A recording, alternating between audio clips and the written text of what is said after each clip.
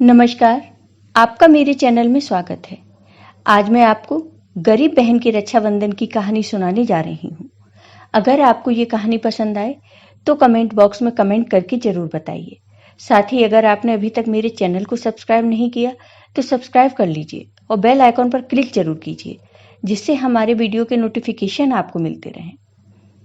सावित्री एक सुशील स्वभाव की लड़की थी। उसके पिता सरकारी नौकरी करते थे। उसके परिवार में उसकी एक बड़ी बहन, दो बड़े भाई के साथ एक भाई सावित्री से छोटा था। सावित्री के पिता ने दोनों बड़े भाई और बहन की शादी बड़ी धूमधाम से अच्छे परिवारों में की थी। छोटे भाई की शादी नहीं हुई थी। सावित्री के पिता की सरकारी नौकरी छूट गई थी। उनके ऊपर सरकारी केस चल रहा था। इस केस के कारण सावित्री के पिता का सारा पैसा खर्च हो गया। सावित्री का परिवार गरीबी में आ गया। इस गरीबी के कारण ही सावित्री के पिता को सावित्री का विवाह गरीब परिवार में करना पड़ा। सावित्री का पति राजेश कम पढ़ा लिखा था। वह छोटी सी प्राइवेट नौकरी करता था, जबकि सावित्री की बड़ी बहन सुमन पैसे वाले घर में थी। उसका पति एक बड़ी नौकरी करता था। सावित्री और सुमन जब अपने मायके आती तो सावित्री की भाभियां सुमन को ज्यादा अटेंशन देते, उसका ख्याल रखते, जबकि सावित्री को वो पूछते भी नहीं। सावित्री को अपनी भाभियों और भाइयों का ऐसा व्यवहार बहुत बुरा लगता था। वह मन ही मन रोती थी, अपनी किस्मत को कोसती, सोचती एक ही घर में एक ही माँ बाप के यहाँ जन्म लेने पर मेरा हाल ऐसा क्यों, इसमें मेरी क्या गलती। सावित्री के भाई और भाभियां लालची स्वभाव के थे। वह सोचती थी सुमन तो पैसे वाली है, वह कभी न कभी हमारे काम ही आएगी। सावित्री को वे लोग अपने ऊपर बोझ समझते थे। सुमन और सावित्री अपने मायके से जब अपने घर जाती तो सावित्री के घर वाले सुमन और उसके पति को हजार हजार रुपए देते, जबकि सावित्री को 50 रुपए देते। अपने साथ होते ऐसे भेदभाव से सावित्री का मन बहुत ही दुखी होता। इसी कारण सावित्री अपने मायके बहुत कम आती थी। सावित्री के भाई बहन भाभियां उसको त्योहारों पर पूछते तक नहीं थे। एक बार रक्षाबंधन का त्योहार आता है। सावित्री खुश होती है, रक्षाबंधन पर घर जाऊंगी, लेकिन समय बीतता चला जाता है। सावित्री को लेने कोई नहीं आता। सावित्री उदास बैठी होती है। तभी सावित्री की बड़ी बहन सुमन का फोन आता है। सुमन पूछती है, सावित्री रक्षाबंधन पर घर नहीं आ रही? मैं तो 6-7 दिन पहले ही आ गई। असल में सावित्री की बहन सुमन सावित्री को जलाना चाहती थी। वह बताना चाहती थी घर वालों ने उसे बुला लिया, लेकिन तुमको नहीं बुलाया। इतना कहकर सुमन फोन काट देती है। सुमन की बातें सुनकर सावित्री रोने लगती है। तभी सावित्री का पति राजेश आ जाता है। वह सारी बात सुन लेता है।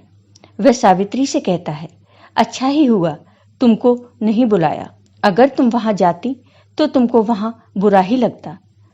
राजेश कहता, वहां तुम्हारे साथ भेदभाव होता तो मुझे भी अच्छा नहीं लगता, मुझे भी बहुत बुरा लगता है।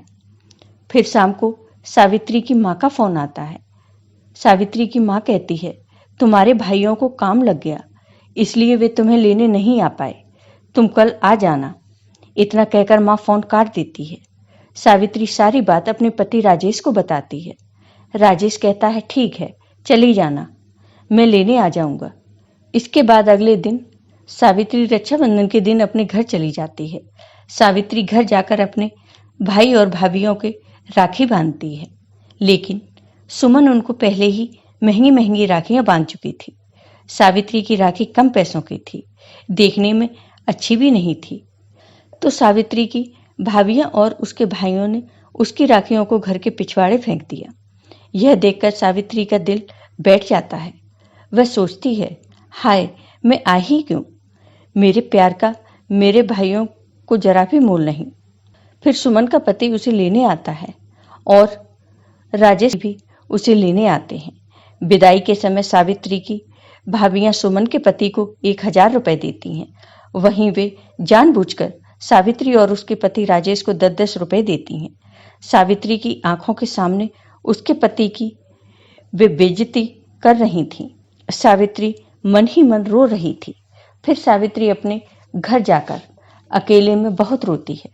तभी राजेश आता है और कहता है, मैंने तो पहले ही कहा था, वे लोग बहुत दुष्ट स्वभाव के हैं, तुम्हें अपमानित करेंगे, तुम ही नहीं मानी। तब सावित्री कहती है, मैं इसलिए रो रही हूं, उन्होंने आपका भी अपमान किया। तब राजेश कहता है, कोई बात नहीं, मैं तो बाहर वाला हूं, कोई फर्क नहीं पड़ता। तब सावित्री और राजेश सोचते हैं, वह भी अब बहुत पैसा कमाएंगे। सावित्री ने सिलाई का कोर्स कर रखा था। सावित्री को बहुत अच्छे अच्छे डिजाइन बनाने आते थे। इसके बाद राजेश बाजार से बिना सिला कपड़ा खरीद कर लाता है। सावित्री उन कपड़ों को सिलती है और राजेश उन सिले कपड़ों को बाजार में रेडीमेड दुकानों को दे देता है बेचने के लिए। सावित्री के सिले कपड़े हाथों हाथ बिक जाते हैं। सावित्री पर और कपड़ों का ऑर्डर आ जाता है। सावित्री फिर कपड़े सिल के देती है। ये कपड़े भी बहुत जल्दी बिक जाते हैं। इस बार सावित्री पर पहले से भी ज्यादा बड़ा ऑर्डर आया। सावित्री और राजेश ने 2 कारीगर भी रख लिए। धीरे धीरे कुछ ही महीनों में सावित्री और राजेश का यह बिजनेस बहुत बड़ा हो गया।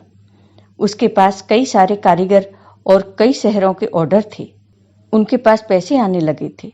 फिर सावित्री ने अपना घर भी बनवा लिया। इस तरह सावित्री और राजेश को काम करते करते 1 साल होने को था। उनके पास बड़ा घर, बड़ी गाड़ी, सब कुछ था। लेकिन सावित्री के घर वाले सावित्री को अब भी गरीब समझ रहे थे। फिर रक्षाबंधन का त्योहार आता है, लेकिन सावित्री के घर वाले सावित्री को लेने नहीं आते। तभी राजेश आता है और सावित्री के लिए बहुत सारे गहने लेकर आता है। सावित्री पूछती है, ये किसके लिए लाए हो? तब राजेश कहता है, तुम अपने मायके जाओगी, पहन के जाना। तब सावित्री कहती है कि मुझे तो कोई लेने नहीं आया। तब राजेश कहता है, कोई बात नहीं, हम दोनों चलेंगे। सावित्री राजेश की बात सुनकर खुश हो जाती है। फिर रक्षाबंधन के दिन सावित्री राजेश के साथ अपने घर जाती है। जब सावित्री की बड़ी गाड़ी घर जाकर रुकती है, तो सावित्री के भाई और भाभियां तुरंत घर से बाहर निकल आती हैं देखने को कि कौन आया।